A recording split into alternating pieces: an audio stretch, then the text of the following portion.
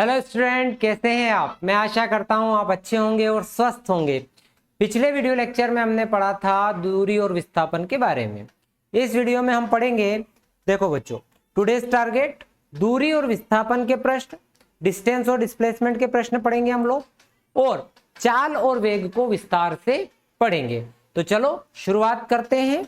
सबसे पहला प्रश्न है बच्चों आपके लिए। बेटा प्रश्न है, एक वस्तु उत्तर दिशा में 6 मीटर, पूर्व दिशा में 8 मीटर तथा ऊर्ध्वाधर ऊपर की ओर 10 मीटर गति करती है, तो प्रारंभिक स्थिति से वस्तु का परिणामी विस्थापन होगा। बेटा हमें क्या क्या गिवन है उस स्थिति में चलते हैं। सबसे पहले उसने हमसे ये कहा कि जो वस्तु है आपकी वो उत्तर दिशा में 6 मीटर चलती, उत्तर दिशा में चली कितनी, 6 मीटर, और फिर पूर्व दिशा में चलती है बेटा 8 मीटर। चलो बहुत बढ़िया। और 10 मीटर गति करती है किधर, ऊर्ध्वाधर ऊपर की ओर, तो बेटा 10 मीटर ऊर्ध्वाधर ऊपर की ओर। ठीक, यानी कि अब आपको चाहिए विस्थापन। तो बेटा विस्थापन क्या हो गया, एक्स अक्ष के साथ कितनी चली 8 आई, वाई अक्ष के साथ चली 6 और जेड अक्ष के साथ चली 10। अब आप इसका क्या चाहते हैं, परिणामी विस्थापन। तो इसका परिमाण निकालना आता है आपको, विस्थापन का परिमाण हमें निकालना आता है। तो परिमाण कैसे निकालते हो बेटा, इसका वर्ग करेंगे 8 का वर्ग, फिर 6 का वर्ग, फिर 10 का वर्ग। वर्ग कर लोगे बहुत अच्छे से निकाल लोगे। 8 का वर्ग 64, 6 का 36 और 10 का 100। टोटल जोड़ लो, 36 और 64, 100 और 100 200। 200 को आप ज्यादा से ज्यादा क्या लिख सकते हो, 100 इंटू 2 क्या हो जाएगा, 10√2। ठीक है, तो आपका उत्तर हो गया बेटा 10√2 मीटर। क्या इसे और तरीके से भी किया जा सकता है, तो हाँ बिल्कुल किया जा सकता है। आप क्या कर सकते हैं कि आपने जैसे कहा कि भाई 6 मीटर उत्तर दिशा में गया, इस प्रकार से इसको भेजो 6 मीटर उत्तर दिशा में, फिर यहां से 8 मीटर आप इसको पूर्व में भेज दो। अब इन दोनों के बीच का ये विस्थापन निकाल लो। कैसे निकालोगे, तो ये इनका कर्ण हो गया, कर्ण हो गया तो पाइथागोरस प्रमेय से निकालोगे तो 10 मीटर आ जाएगा। फिर यहां से ये गया ऊर्ध्वाधर 10 मीटर, और फिर उन दोनों के बीच का विस्थापन निकालना है तो उसमें भी आप पाइथागोरस प्रमेय लगा देना, 10 का वर्ग 10 का वर्ग, इस प्रकार से आ जाएगा। तो क्या हो जाएगा, ये 10√2 हो जाएगा। ये एक तरीका और हो सकता है। अगले प्रश्न पर आते हैं बेटा। बच्चों प्रश्न को आपको पढ़ना है अच्छे से। अगर आप प्रश्न को बहुत अच्छे से पढ़ते हैं तो आपका हर एक सवाल बनेगा, बहुत अच्छे से बनेगा। प्रारंभ में पृथ्वी के संपर्क पर स्थित 1 मीटर त्रिज्या वाले पहिए के किसी बिंदु का विस्थापन क्या होगा जब पहिया क्षैतिजतः आगे की ओर आधा चक्कर लगाता है। हमारे पास बेटा एक पहिया है, ये पहिया हो गया, इस पहिए की त्रिज्या 1 मीटर है। ओके, अब आप ये मान के चलें बेटा, ध्यान से समझना इसको। ये क्या कर रहा है, अब चल रहा है, चल रहा है, पर कितना चल रहा है, ये आधा चक्कर। तो आधा चक्कर यानी कि यहां से, ये समझना इस बात को, ये जो पहिया है अब ये लुढ़केगा, है ना। अगर पूरा चक्कर घूमता है तो पूरी परिधि घूमता है तो कितनी दूरी घूम जाता है, 2πr दूरी घूम जाता है।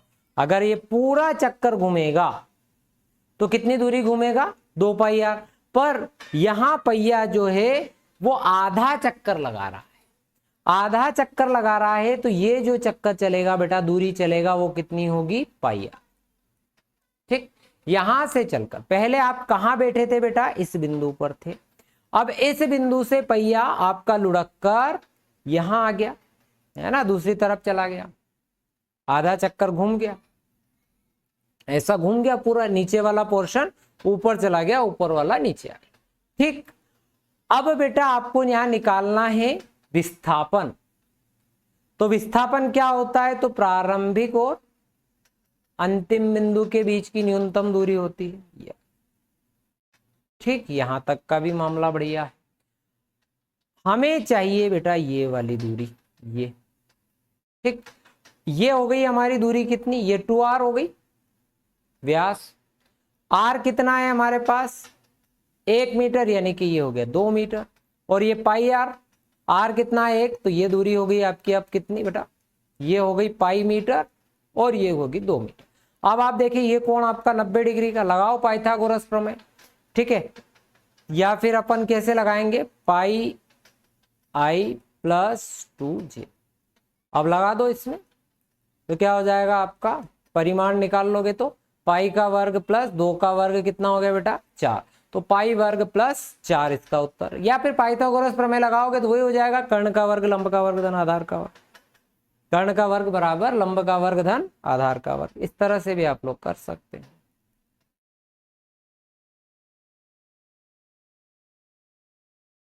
बेटा आपको प्रश्न को अच्छे से पढ़ना है, प्रश्न को अच्छे से पढ़ेंगे तो प्रश्न अपने आप में उत्तर बता देता है। अब इसमें कहा ना कि आधा चक्कर चला, अगर कई बार बोले कि पूरा चक्कर चला तो फिर पूरा चक्कर घूमता है तो ये दूरी कितनी चल जाएगा, 2 पाई आर चल जाएगा। आधे चक्कर में कितनी दूरी हो जाएगी, पाई आर हो जाएगी। ठीक है, अपने दिमाग को इस तरह से चलाना है अपने को। ठीक, अगले प्रश्न पर आते हैं। समझ तो आ रहा होगा आपको बेटा। अगला प्रश्न है कि एक खिलाड़ी आर त्रिज्या के वृत्ताकार पथ पर एक पूर्ण चक्कर 40 सेकंड में करता है। एक चक्कर लगाने में, वृत्ताकार रास्ता है बेटा, पथ कौन सा है, वृत्ताकार है, और वृत्ताकार पथ पर एक चक्कर पूरा करने में कितना समय, 40 सेकंड। तो एक चक्कर लगाने में समय हमें ये भी पता भैया, एक चक्कर का समय कितना हो गया, एक चक्कर का समय है 40 सेकंड। 2 मिनट 20 सेकेंड के पश्चात इसका विस्थापन होगा। तो हम पता लगाते हैं भैया कि ये 2 मिनट के पश्चात कहाँ आ जाएगा। तो 2 मिनट को, पहले तो 2 मिनट को अपन बदल लो सेकेंड में, तो बेटा 2 मिनट में हो गया 2 गुणा 60 यानी 120 सेकेंड। हाँ 120 हो गया, उसमें 20 जोड़ देंगे तो टोटल 140 सेकेंड। चलो बेटा घुमाते हैं इसको वृत्त के पथ पर। ठीक है, शुरू बिंदु पर बिठाते हैं, यहां से चलाया, यहां से चलाया, घुमाया, एक चक्कर लग गया 40 सेकेंड। दूसरा चक्कर लगाया, फिर कितने में लग गया, 40 40 80। तीसरा चक्कर लगाया, 120 सेकेंड में घूम गया। 3 चक्कर पूरे, 120 सेकेंड में 3 चक्कर तो पूरे हो गए भैया। हाँ वो चक्कर पूरे हो गए, जहां से चले वहीं आ जाते तो विस्थापन 0। तो 3 चक्कर का कोई लेना देना है क्या, कोई मतलब नहीं निकला ना, तो इस 120 सेकेंड को भूल जाओ। ठीक, इस समय तक तो विस्थापन इसका 0 है। अब आगे बोला कि 20 सेकेंड के पश्चात, 20 सेकेंड हो रहे ना 140 सेकेंड, अब इस 20 सेकेंड में घुमाते हैं। 40 सेकेंड में एक पूरा चलता है, तो 20 सेकेंड में कितना चलेगा, आधा चक्कर। आधा चक्कर यानी यहां से घूमकर कहाँ आ जाएगा, यहाँ पर, यानी ये वाला विस्थापन है बेटा। और ये विस्थापन देखा जाए तो कितनी त्रिज्या है, r त्रिज्या है। व्यास क्या हो जाएगा, r और r मिलाकर 2r। तो बेटा विस्थापन बोलो रे, r प्लस r 2r, कितना बढ़िया।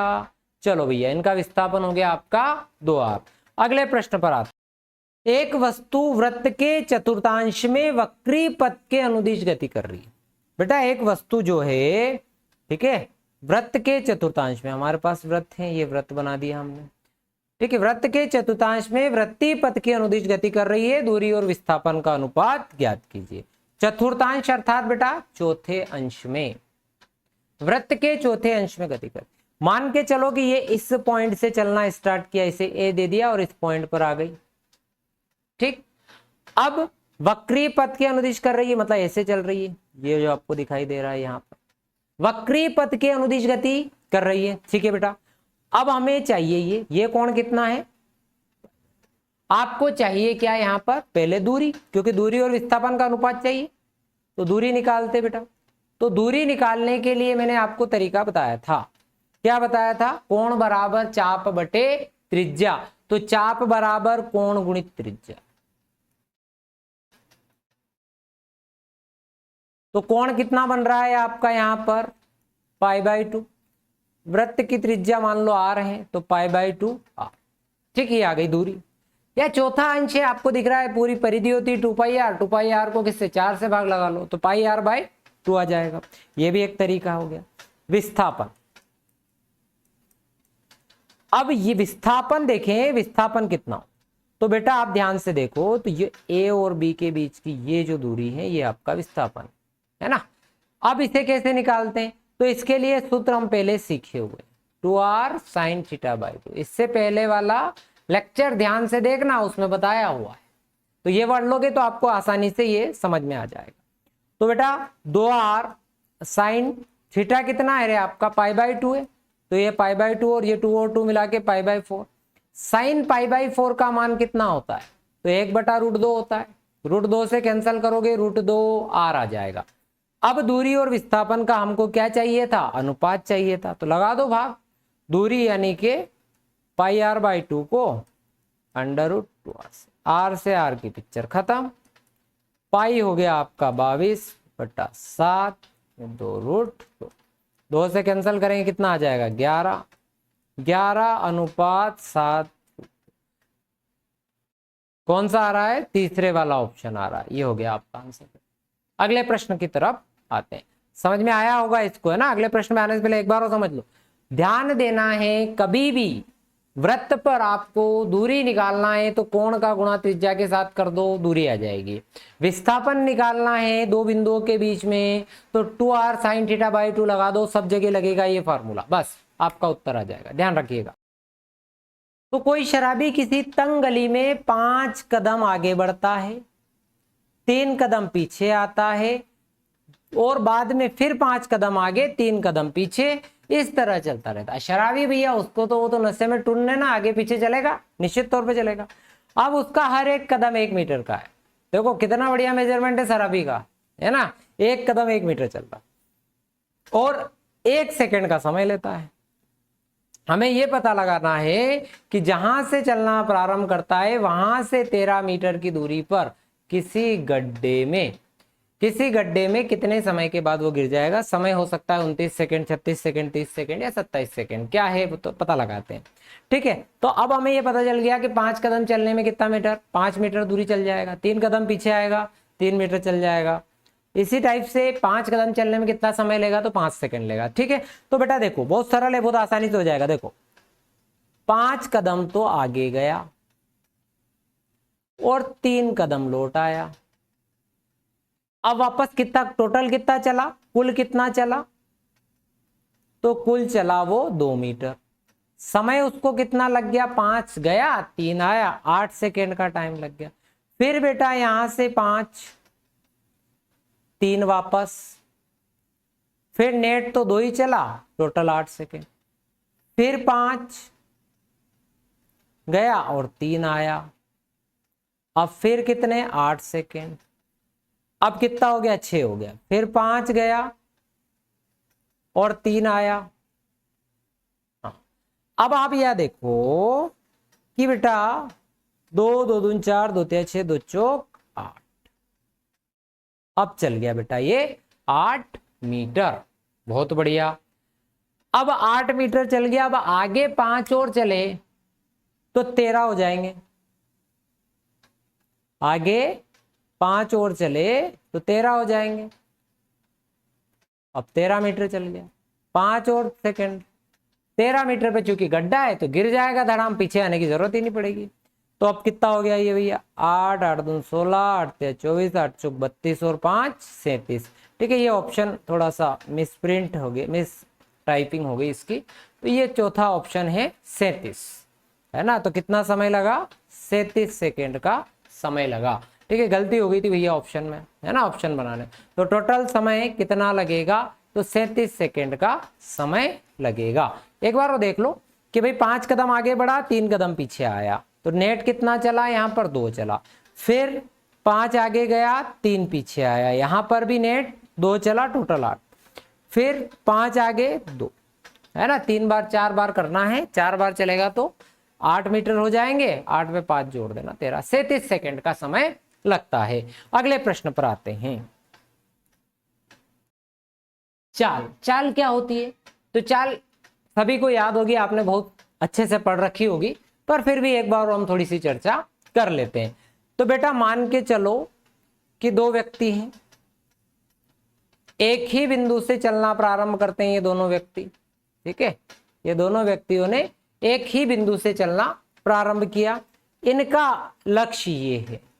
अब ये इनमें ये ए वाला व्यक्ति है और ये बी वाला व्यक्ति है, तो भैया बी वाला व्यक्ति ए से पहले पहुंच गया। बी वाला एक व्यक्ति ए से पहले पहुंच गया, तो बी वाला पहले पहुंचा तो हम क्या कहेंगे बेटा, हम कहते हैं कि बी वाला तेज चला, बी वाले की चाल अधिक है। भाई हमने क्या कहा, बी वाले की चाल अधिक है। सामान्यतः देखो ध्यान से कि भाई हमने बोला ए की तुलना में बी पहले पहुंचा, तो बी ए बाद में पहुंचा, तो हम कहेंगे कि ए वाला थोड़ा धीमा है, उसकी चाल कम है। तो जो पहले पहुंचा अर्थात उसने कम समय लिया, जिसने कम समय में दूरी तय कर ली उसे, यानी कि देखो चाल क्या हो गई, दो चीजें चाहिए, समय। हमें कैसे पता लग रहा है कि चाल अधिक है कि चाल कम है, तो समय से पता चल रहा है। तो चाल सामान्य बात करेंगे तो दूरी बटा समय, वस्तु द्वारा तय की गई दूरी को हम क्या कहते हैं, चाल। ये कैसे कहेंगे, वस्तु द्वारा 1 सेकेंड मान लो इसको, या एकांक, तो एकांक समय में तय की गई दूरी को चाल कहते हैं। वस्तु द्वारा एकांक समय में तय की गई दूरी को चाल कहते हैं।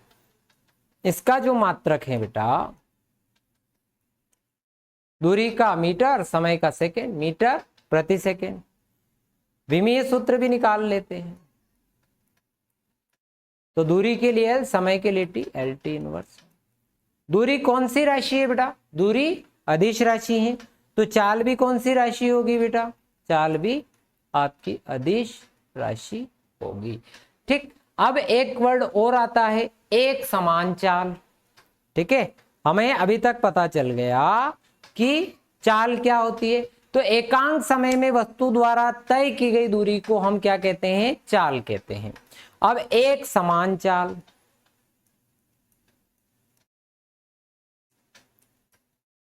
इसका भी जिक्र कर लेते हैं। मान लो कि कोई बस है, कोई बस है जो एक बिंदु से चलना प्रारंभ करती है।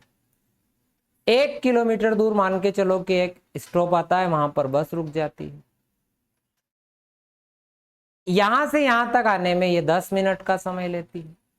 फिर आगे फिर 1 किलोमीटर चलती है, फिर स्टॉपेज आ जाता है, रुकती है। यहां से यहां तक आने में 10 मिनट का समय लेती। बेटा क्या हो रहा है, समान दूरी अगर समान समय में तय करती है, समान दूरी समान समय में तय करती है, तो उसको बोलते हैं एक समान चाल। समान दूरी समान समय, है ना। देखो दूरी समान है, यहां पर भी पहले हिस्से में भी वो 1 किलोमीटर चला, दूसरे में भी 1 किलोमीटर चला। दूसरे में जो समय है वो उसने लिया 10 मिनट, तो आगे भी लिया 10 मिनट। तो समान समय में समान दूरी तय करती है। यदि वस्तु समान समय में समान दूरी तय करती है तो उसको कहते हैं एक समान चाल। तो सर असमान चाल क्या होती, तो देखो उदाहरण के लिए लेते हैं बेटा कि भैया यहां से जो दूरी चली, मान लो कि 10 मिनट में 1 किलोमीटर चली, पर अगले 10 मिनट में ये 20 किलोमीटर चल गया। हाँ, तो जब समान समय में असमान दूरी चले, जब समान समय में असमान दूरी चले तो उसको कह सकते हैं असमान चाल। उल्टा भी कह सकते हैं भाई कि समान दूरी असमान समय में तय करें, तो वो भी हो गई असमान चाल। ठीक है बेटा, तो यहां हमने दो चीजें सीखी। हमने चाल की परिभाषा सीखी कि एकांक समय में वस्तु द्वारा चली गई दूरी को हम चाल कहते हैं। एक समान चाल समान समय में समान दूरी तय करती है, उसको बोलते हैं एक समान चाल। असमान चाल यानी कि समान समय में असमान दूरी तय करे, उसको हम असमान चाल कहते हैं। एक चीज और पढ़नी है, औसत चाल, पर वो अभी नहीं पढ़ेंगे, थोड़ी देर बाद। आज ही पढ़ेंगे, इसी वीडियो में पढ़ेंगे, पर थोड़ा आगे। अब वेग की बात करते हैं। वेग क्या होता है, हमें चाल की जब हमने परिभाषा दी तो क्या कहा कि एकांक समय में वस्तु द्वारा तय की गई दूरी को। तो बेटा यहां दूरी को कौन रिप्लेस कर देगा, विस्थापन। कुछ भी नहीं करना, विस्थापन बटा समय। या ऐसा कहूं कि 1 सेकेंड में निश्चित दिशा में तय की गई दूरी को वेग कहते हैं। या विस्थापन को समय से भाग देने पर वेग प्राप्त होता है। ठीक है बेटा, मात्रक और विमीय सूत्र वही हैं जो चाल के होते हैं। तो ये एक चीज तो हो गई, चाल व वेग के मात्रक व विमीय सूत्र एक समान। ठीक है, तो चाल व वेग के मात्रक व विमीय सूत्र एक समान है। ठीक, तो इसमें वहां पर भी मीटर पर सेकेंड था ऐसा ही मात्रक, तो इसका भी होगा LT इनवर्स 1, उसका विमीय सूत्र इसका भी, यहां तो कोई दिक्कत। विस्थापन में दिशा होती बेटा, और विस्थापन जो है वो सदिश राशि, हमें इसके बारे में जानकारी, विस्थापन सदिश राशि होती है। तो बेटा वेग भी क्या होगा, सदिश राशि। तो वेग एक सदिश राशि है। ठीक है, अब देखो जैसे विस्थापन में हमने पढ़ा था कि विस्थापन धनात्मक, ऋणात्मक और शून्य हो सकता है। विस्थापन में पढ़ा था कि विस्थापन धनात्मक, ऋणात्मक, शून्य हो सकता है। उसी प्रकार से बेटा वेग भी धनात्मक, ऋणात्मक, शून्य हो सकता है। समझ में आ रही होगी आपको बात, वेग भी धनात्मक, ऋणात्मक, शून्य हो सकता है। ठीक है, तो हमें विस्थापन जिस प्रकार से धनात्मक, ऋणात्मक, शून्य होता था, उसी प्रकार से वेग भी आपका धनात्मक, ऋणात्मक, शून्य होगा। क्यों होगा, क्योंकि विस्थापन धनात्मक, ऋणात्मक, शून्य होता है। अब देखो हम क्या क्या सीख गए। चाल के बारे में हमें पता चला, चाल बराबर दूरी बटा समय, वेग बराबर विस्थापन बटा समय, दूरी अदिश, वेग सदिश। ठीक है, इसमें दिशा होती है, इसमें नहीं होती। ठीक, अब चाल शून्य हो सकती है या धनात्मक, चाल शून्य या धनात्मक होती है। वेग धनात्मक, ऋणात्मक, चाल कभी भी ऋणात्मक नहीं होगी, इस बात को ध्यान रखा, चाल कभी भी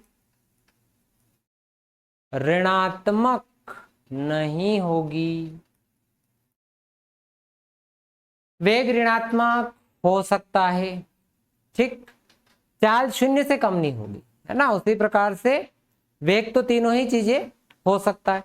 चाल के बारे में एक कहानी और, चाल ग्रेटर देन इक्वल टू वेग, जैसा वहां हम पढ़ते थे कि सर दूरी और विस्थापन में हमने क्या पढ़ा था कि दूरी ग्रेटर देन इक्वल्स टू विस्थापन, तो दूरी सदैव विस्थापन से बड़ी और बराबर होती थी। उसी प्रकार से चाल भी सदैव वेग से बड़ा और बराबर होगी। तो बेटा चाल और वेग बराबर कब हो सकते हैं, प्रश्न ये भी है कि चाल और वेग कब बराबर होते हैं। ये वाली बात हो गई कि भाई चाल वेग के बराबर कब होती है, हमारे दिमाग में होना चाहिए ना कि चाल वेग के बराबर कब होती है। तो बेटा जब दूरी विस्थापन के बराबर होती, और दूरी विस्थापन के बराबर कब होती है कि जब वस्तु एक ही दिशा में चले, एक ही दिशा में चले बिना मुड़े, एक ही दिशा में बिना मुड़े चले, तो भैया वहां पर आपका दूरी और विस्थापन बराबर होता है। तो उसी जगह पर आपका चाल और वेग भी बराबर हो जाता है। ठीक, तो चाल हमेशा वेग से अधिक होती है, बराबर होती है, पर बराबर हो सकती है। उसी प्रकार से वेग हमेशा छोटा होगा चाल से, बराबर भी हो सकता, उल्टा वही रिवर्स लिख दिया, कोई बात नहीं। ठीक है, यहां तक की कहानी आप लोगों को समझ में आई होगी। अब हमने क्या सीखा भैया कि जो चाल है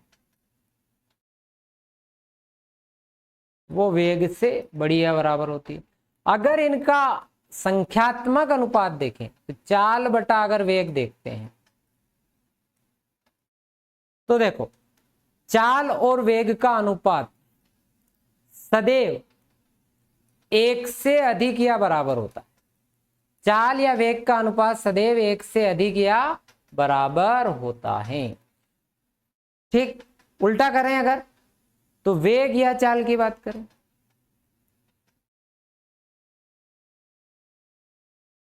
वेग या चाल का अनुपात, तो ये सदैव 1 से कम या बराबर होता है। एक प्रश्न और बनता है कि भाई चाल और वेग या फिर वेग और चाल का अनुपात 1 कब होता है, इकाई कब होता है। तो चाल और वेग का जो अनुपात है वो 1 तब होगा जब कोई वस्तु एक सरल रेखा में, एक सीधी रेखा में बिना मुड़े गति करती हो। बिना मुड़े गति करे तो उसका चाल और वेग का अनुपात एक समान होता है। आई होगी कहानी समझ में। चलो आगे बढ़ाएं, इससे रिलेटेड 1-2 प्रश्न लेते हैं। जब वस्तु नियत चाल से चल रही है तब वस्तु का वेग अवश्य नियत रहता है, अवश्य परिवर्ती रहता है। नियत हो भी सकता है, शून्य हो सकता है। बेटा जब वस्तु नियत चाल से चल रही, वस्तु की चाल नियत है, हम ऐसा माने कि समझना इस बात को कि भैया ये एक वृत्तीय मार्ग है ना। इस वृत्तीय मार्ग पर कोई वस्तु चल रही, ठीक, उसकी चाल फिक्स मान ली हमने, बोल दिया भैया 30 मीटर प्रति सेकंड की चाल से चल रही है वृत्तीय मार्ग पर। चाल फिक्स, चाल नियत, तो वेग, अब देखो बेटा चाल तो फिक्स है, पर देखो यहां इसकी दिशा इधर है। जब ये व्यक्ति यहां आया तो दिशा इधर हो गई, यहां आया तो दिशा इधर हो गई, यहां आया तो दिशा इधर हो गई। हाँ, चाल तो नियत है पर दिशा बदलने की वजह से वेग इसका नियत नहीं रहा। भाई चाल तो फिक्स है पर बार बार दिशा परिवर्तित हो रही है, और तो दिशा परिवर्तित होने के कारण इसका वेग नियत नहीं रहा। तो बेटा चाल नियत हो सकती पर वेग नियत हो ये जरूरी नहीं। कब होगा नियत वेग भी? जब सरल रेखा में चलेगा तो चाल और वेग दोनों ही नियत है, बिना मुड़े चल रहा है तो ठीक है। पर यदि वृत्ताकार मार्ग पे चल रहा है तो चाल तो नियत हो गई परंतु वेग नियत नहीं रहा। तो अब उनको समझ आई कि भैया हाँ नियत हो भी सकता है और नहीं भी हो सकता है। तो ये वाला ऑप्शन हो गया, नियत हो भी सकता है। ठीक है, इस बात पर अगले प्रश्न पर आना। देखो प्रश्न बहुत सरल सरल लिए हैं, आपका अंडरस्टैंडिंग लेवल डेवलप हो उस हिसाब से लिए हैं। जब वस्तु नियत वेग से चल रही है तब वस्तु की चाल, भैया वस्तु जो है नियत वेग से चल रही, उसकी चाल क्या, वेग क्या है, नियत। वेग फिक्स है, वेग नहीं बदल रहा है, समय के साथ वेग में कोई परिवर्तन नहीं, जैसा एक जैसा चल रहा है। तो बेटा इसी स्थिति में उसकी चाल निश्चित तौर पर उसके बराबर हो, क्योंकि वेग नहीं बदल रहा, इसका मतलब वो बिना मुड़े एक सीधी रेखा में चला जा रहा है, तभी वेग नहीं बदल रहा है। तो वस्तु की जो चाल होगी बेटा वह अवश्य नियत रहे। ठीक है, अगर वेग नियत है तो चाल डेफिनेटली नियत होगी ही होगी। चल अगले प्रश्न पर आते।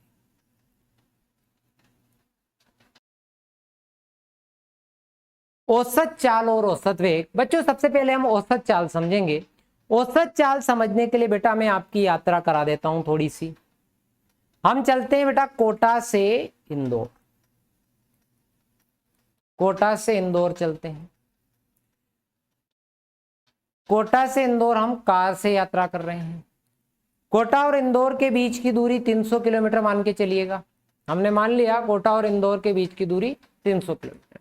कार से चले, कार से चले कुछ 50 किलोमीटर के आसपास हम पहुंचे होंगे। वहां हमने हमारी कार को रोका, एक अच्छे से ढाबे पर हमने खाना आना खाया मस्त, फिर वहां से आगे चल दी।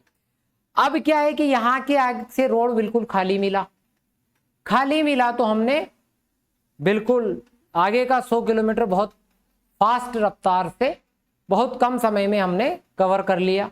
मान लो हमने 1 घंटे में कवर कर लिया। ये वाली दूरी में हमें 1 घंटा लगा था। ठीक है, खाना आना खाया और 1 घंटा का समय बीत गया। 1 घंटे में ये दूरी तय कर ली, फिर आगे बढ़े, फिर अगला जो 150 किलोमीटर था उसको चलने में हमने फिर 2 घंटे ले लिए। टोटल हम चल गए 1 2 3 और 4, और 1 घंटा हम यहाँ रेस्टोरेंट पर रुके थे, तो टोटल हमारे हो गए 5 घंटे। 1 घंटा आपका यहां से यहां तक आने में लग गया, फिर अगला घंटा आप 100 किलोमीटर चल गए, अगले 2 घंटे में आपने 150 किलोमीटर की दूरी तय कर ली, टोटल आप 300 किलोमीटर चल गए। समय कितना हो गया, 2 घंटे यहां लिया और 3 घंटे, टोटल समय हो गया आपका 5 घंटे। अब किसी व्यक्ति से बोलोगे तो वो कहता है कि साहब मैं तो एवरेज इसी रफ्तार से चला, यहां पहुंच गया। वो ये थोड़ी कहेगा कि बीच में हम रुके भी थे और ये करा। यानी कि जो टोटल दूरी है, कुल दूरी को कुल समय से भाग लगा, कुल दूरी को कुल समय से अगर भाग लगा दो तो उसे बोलते हैं औसत चाल। कुल दूरी बटा कुल समय आपका होगा बेटा औसत चाल। ठीक, आप कहीं रुके हो, कुछ करा है, उससे हमको कोई मतलब। हमें पता है इंदौर और कोटा के बीच की दूरी 300 किलोमीटर है। अब जिस व्यक्ति ने जितने समय में उस दूरी को तय किया, वो कितनी देर रुका, कितनी रफ्तार उसने रखी, ठीक है, अलग अलग समय पर वो उसने अलग अलग दूरियों को अलग अलग समय में तय किया। पर हमें तो ये देखना है कि टोटल दूरी प्रारंभिक और अंतिम बिंदु के बीच की इतनी है, जिस रास्ते से वो गया उस रास्ते की। ठीक है, इस बात का ध्यान रखना कि जिस रास्ते से गया उस रास्ते की कुल दूरी इतनी है, और उसको जितना समय लगा उससे भाग लगा देना, तो आपका क्या आ जाएगा, औसत चाल आ जाएगी। तो कुल, ठीक। अब औसत वेग की बात करते हैं, है ना। अब आप, ये तो मैंने यहां रास्ता बनाया कोटा और इंदौर के बीच का, क्या ऐसा सीधा सीधा रास्ता होगा? तो निश्चित तौर पर नहीं होगा। रोड इस प्रकार से कहीं हो सकते हैं, है ना। तो इस प्रकार से रोड होगा, तो हमारे लिए जो शॉर्टकट दूरी है वो विस्थापन होता है। हमें वेग चाहिए ना, औसत वेग, तो हमारे लिए जो शॉर्टकट दूरी होती है वो विस्थापन होता है। ठीक, और जाएंगे तो अपन उड़ के इस प्रकार से तो जा नहीं सकते, है ना। हम जा रहे हैं ना, कार से जा रहे हैं, तो जब एरोप्लेन से जाएंगे तो वो बात अलग होगी, पर हम तो कार से जा रहे हैं। तो भैया कार से आपने जो यात्रा करी उसमें तो आपको जो समय लगा वो 5 घंटे लगा, पर अब आपकी ये जो दूरी है, जो शॉर्टकट है, वो तो 100 किलोमीटर, 300 किलोमीटर अब आपका रह गया 100 किलोमीटर। तो यहां जो आपका सूत्र है औसत वेग, तो औसत वेग हो गया विस्थापन बटा कुल समय, विस्थापन बटे यात्रा का कुल समय,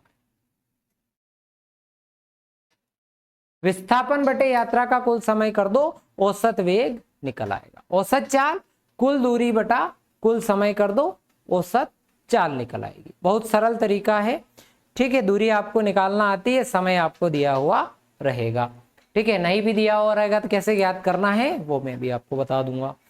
चलो, प्रश्न है औसत चाल और औसत वेग का अनुपात सदैव होता है। देखो, अभी मैंने आपको थोड़ी देर पहले कहा था कि चाल और वेग के बारे में। मैंने कहा था चाल हमेशा वेग से बड़ी या बराबर होती है, तो चाल बटा वेग, तो चाल और वेग का अनुपात सदैव 1 से अधिक या बराबर होता है। तो दोनों के आगे औसत औसत लगा दो, क्या फर्क पड़ गया, तो वही 1 से अधिक या बराबर होता है। औसत चाल और औसत वेग का अनुपात सदैव 1 से अधिक या 1 के बराबर होता है। उल्टा पूछ ले, औसत वेग और औसत चाल का अनुपात सदैव होता है तो 1 से कम या बराबर होता है। आगे बढ़ाते हैं। एक कण 10 मीटर त्रिज्या के अर्धवृत्त पर 5 सेकेंड में घूमता है, कण का औसत वेग होगा। एक कण है 10 मीटर त्रिज्या के अर्धवृत्त पर घूमता है, वृत्त की त्रिज्या कितनी है 10 मीटर, और समय लेता है 5 सेकेंड। यानी कि इस पॉइंट से लेकर इस पॉइंट तक आने में जो समय लगा वो कितना लगा, 5 सेकेंड का समय लगा। चलो, हमें क्या चाहिए, औसत वेग। औसत वेग का सूत्र होता है विस्थापन बटा कुल समयांतर। कुल समय लगा 5 सेकेंड का। विस्थापन कितना हो गया ए और बी के बीच का 10 मीटर, दिख रहा है सीधे, 5 दूनी 10, 2 मीटर प्रति सेकेंड। बहुत सरल, बढ़ो आगे। ऐसे छोटे प्रश्नों पे चिंता नहीं करना, बहुत सड़े सड़े प्रश्न। अब देखो, यदि कण भिन्न भिन्न चाल v1 v2 v3 से क्रमशः समय अंतरालों t1 t2 t3 में गति करता है तो औसत चाल होगी। औसत चाल का मैंने सूत्र क्या बताया,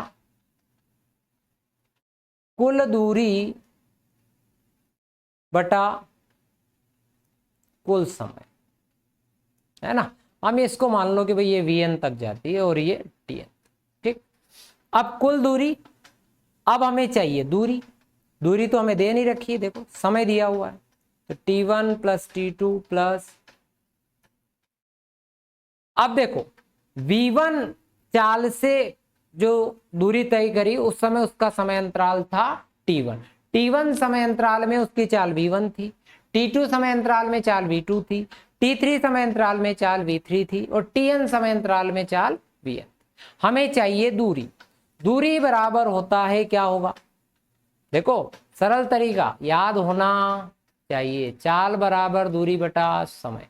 हर बार नहीं लिखना, अब चाल का गुणा समय में कर लो, क्या आ जाएगा, दूरी। दूरी बराबर चाल गुणित समय। ये तो छोटे बच्चों को बताते हैं, पर मैं तुम्हें भी ये भी तरीका बता रहा हूं। तो भैया चाल गुणित समय, चाल क्या है आपकी v1, v1 चाल समय t, ये हो गई दूरी। फिर v2 चाल, इस प्रकार से आप vn tn तक निकाल सकते। ये भैया आपके लिए फिक्स सूत्र बन गया। जब भी आए औसत चाल निकालना तो v1 t1 v2 t2 क्या दिया हो, जब वेग दिया हुआ हो और समय दिया हुआ हो तो वेग और समय का गुणा करके समय से भाग लगा दो तो औसत चाल आ जाएगी। बेटा यदि जो समय है बेटा वो आपका फिक्स,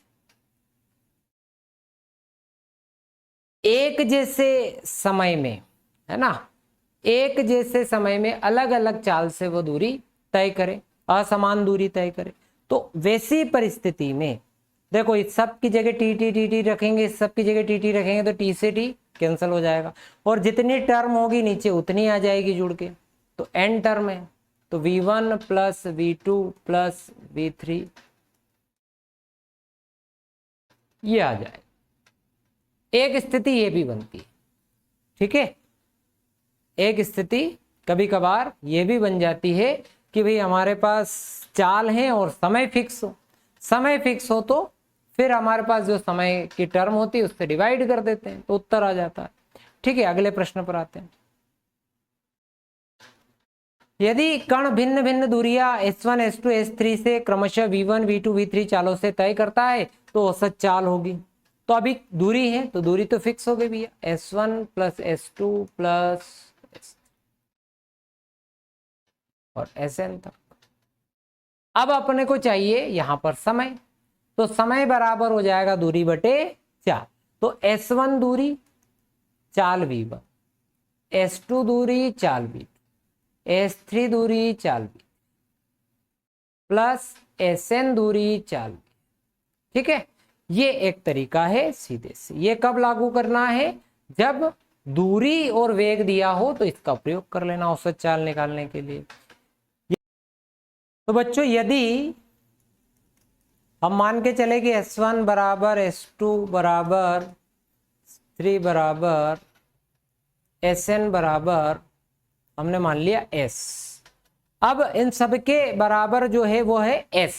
अब आपने यहाँ सबकी जगह s रखा तो इन सब को ऐड करोगे तो ये n हो जाएगा और यहाँ sn होगा और नीचे से s कॉमन आके कैंसिल हो जाएगा, तो 1/v1 प्लस 1/v2 इस प्रकार से प्लस 1/, तो v एवरेज निकालना हो तो ऐसी परिस्थिति में निकल जाए। अगले प्रश्न पर आते हैं। एक व्यक्ति एक सीधी सड़क पर प्रथम आधी दूरी v1 वेग से तथा शेष आधी दूरी v2 वेग से तय करता है, तो व्यक्ति का औसत वेग होगा। तो बेटा मान के चलो कि x दूरी जो है उसने v1 वेग से, शेष x दूरी v2 वेग से। अब बेटा हमें ये पता चल गया कि जो टोटल दूरी है वो है 2x, यहाँ विस्थापन भी आपका 2x ही बटे। अब आपका जो समय चाहिए तो यहाँ क्या हो जाएगा, दूरी बटे चाल, दूरी बटे चाल, ठीक। तो 2x बटा, इनका एलसीएम हो गया v1 v2, तो यहाँ से x कॉमन, तो v2 प्लस v1, इससे ये कैंसल x से, तो 2v1 v2 बटे v1 प्लस v2।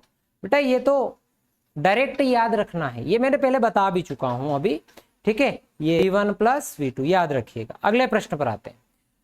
एक कार दो स्थानों के बीच में प्रथम आधी दूरी 30 किलोमीटर प्रति घंटा की चाल से तथा शेष आधी दूरी 50 किलोमीटर प्रति घंटा की चाल से, तो संपूर्ण यात्रा में कार की औसत चाल। अभी एक सूत्र जो हमारे इससे पहले वाले प्रश्न में आया उसी का प्रयोग कर लो, आसानी से उत्तर आ जाए। 2 इंटू पहली चाल आपकी 30 किलोमीटर वाली, दूसरी आपकी 50, तो 2 गुणित 30 गुणित 50 बटे 30 प्लस 50, तो बेटा हो गया 2 गुणित 30 गुणा 50 बटा 80, ठीक। तो कैंसिल, इसका गुणा कर दो, 6 6 5 30, 300 बटे 8, 8 तिया 24, बचे कितने 6, 8 छंग 48, 8 साथी 56, बचे कितने 4 8 5 40, 37.5 किलोमीटर प्रति घंटा, ठीक है। डायरेक्ट सूत्र याद हो तो बढ़िया है, नहीं याद हो तो फिर अभी जो हमने तरीका अप्लाई किया उसी को अप्लाई कर दो थोड़ी देर पहले, यहां जो तरीका लगाया था, है ना। आगे बढ़, एक सीधी सड़क पर चलती हुई कार दूरी का 1/3 भाग 20 किलोमीटर प्रति घंटा की चाल से तथा शेष भाग 60 किलोमीटर प्रति घंटा की चाल से पूरी करती, औसत चाल होगी। बच्चों औसत चाल का जो सूत्र है, औसत चाल का सूत्र है कुल दूरी बटा कुल समय, कुल दूरी बटा। बच्चा यहां से मान के चलो कि ए बिंदु से बी बिंदु चलने में कितनी कुल दूरी कितनी है आपकी x, तो कुल दूरी हमें मालूम है x। अब कुल दूरी का 1/3 भाग यानी x बटा, ठीक। अब समय निकालने के लिए हमारे पास क्या है, यहाँ दूरी तो है, दूरी है और चाल है, तो दूरी बटे चाल समय आ जाएगा। चाल कितनी है हमारी, प्लस शेष जो बची 1/3 भाग यानी कि 1/3 हो गया। अब बचा कितना 2/3, तो जो 2/3 भाग है उसकी जो चाल है वो 60 किलोमीटर, ठीक। तो इसको तो क्या हो जाएगा भैया, x बटा ये हो गया 60, ये हो गया x बटा 90, ठीक है। अब इनका क्या ले लो, एलसीएम ले लो, तो 60 और 90 का एलसीएम कितना हो गया, क्या हो गया,